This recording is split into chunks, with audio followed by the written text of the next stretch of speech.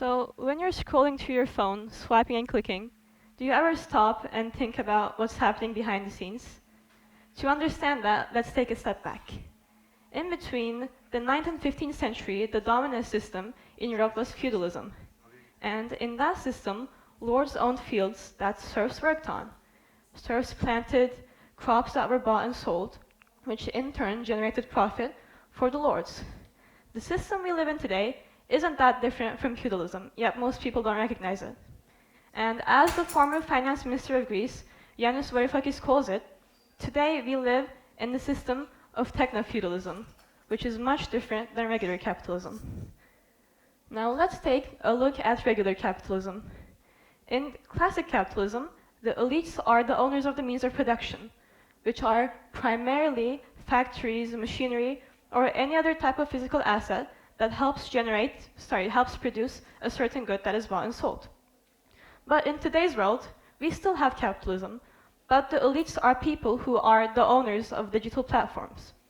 And classical capitalists are so reliant on these platforms as they have to use them to appeal to a broader audience by advertising their products or selling it to them through, for example, a digital marketplace. Now let's take a look at technofeudalism. Data extraction lies at the core of technofeudalism.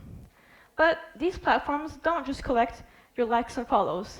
They collect, for example, what time of day you engage with certain content, from where you engage with certain content, your scrolling speed, or what you swipe, and many other variables as well. But this isn't just surveillance. It's behavioral harvesting. Your every interaction is converted into data. Now, this is eerily similar to how serfs worked on fields in feudal times. But instead of fields, we work on those digital platforms. And instead of planting crops, we plant seeds of data with our every interaction, with every scroll, with every swipe, and with every click. But we aren't paid with wages. We are paid with the feeling of entertainment, connection, or dopamine hits. But make no mistake, this is digital labor, and the profit goes to the lords of today, big tech corporations. After your data is collected, algorithms kick in. They detect patterns, complex, layered patterns of your behavior. And they not only understand what you already like, but they predict what you'll likely enjoy in the future, what will get a reaction out of you, but also what could even, for example, change your mood.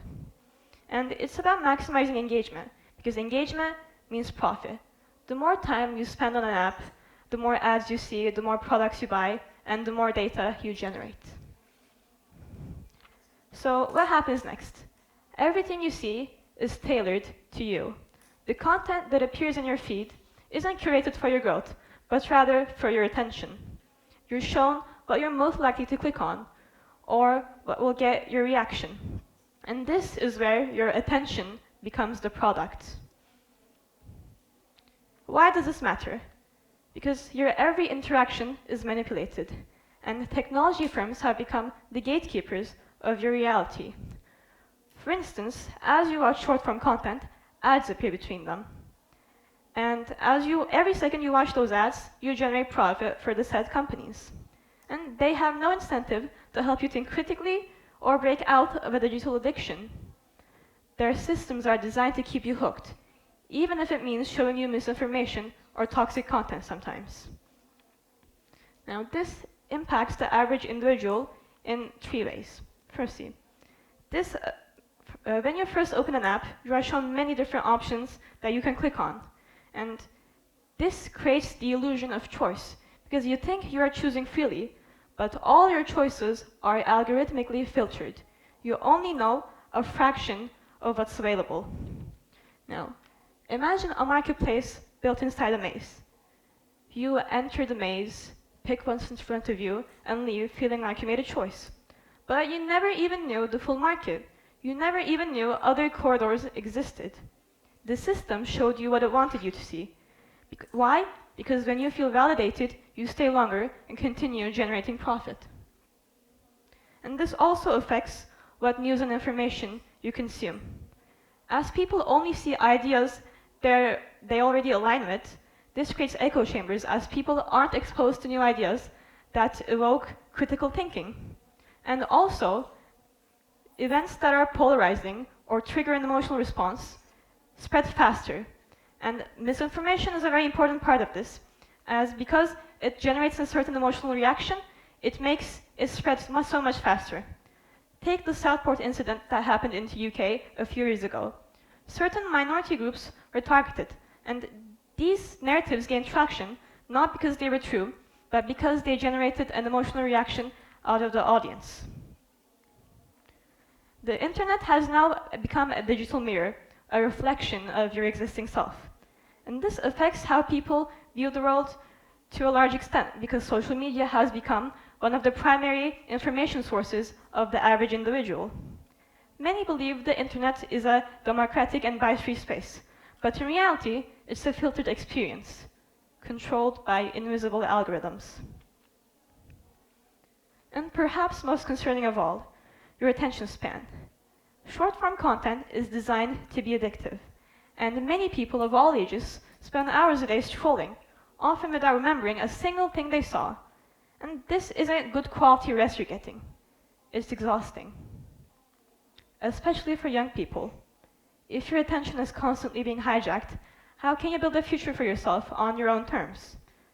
So the main question here is, how does one take back control of their own time? So take a look at this picture, painting. It's called the allegory of vanity. You can see skulls, an hourglass, and many other things that signal how time is fleeting and how life is quickly passing by. In the same way, your attention can slip away unnoticed if you don't guard it. But you can take back control of your own time. For instance, you can curate what enters your feed rather than letting it distract you from your goals. You can use algorithms intentionally by interacting only with content you think is beneficial to curate your feed to align with your interests and serve them. Now, if you remember one thing from this talk, let it be this. Your time is limited and your attention is precious. But you can't ever get your time back. So use it wisely. Thank you for your time.